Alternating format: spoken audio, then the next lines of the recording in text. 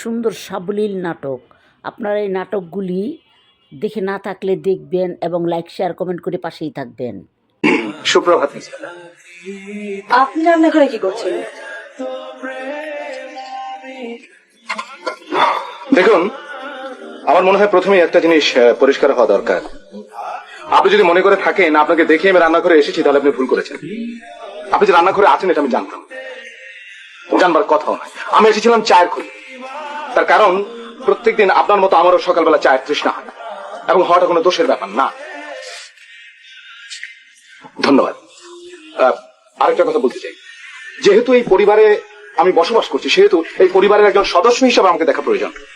আমি রান্না করে এলি আপনি আটকে উঠছেন, ব্যাপারটা কিন্তু ঠিক না। আরো কিছু বলবেন? হ্যাঁ, ওই সেলফ হিপনোসিস সম্পর্কে দুটো কথা বলতে চাই। না, ওই সম্পর্কে কিছু বলার দরকার নেই। আছে।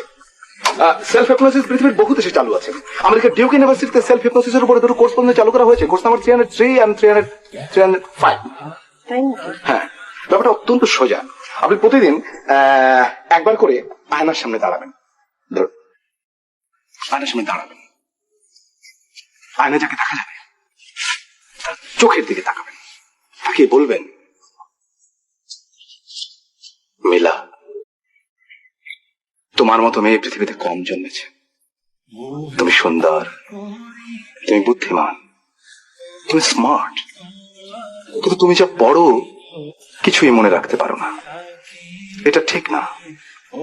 এখন থেকে মনে রাখতে চেষ্টা করবে, এবং আমি জানি তুমি পারবে। এই বললেই হবে?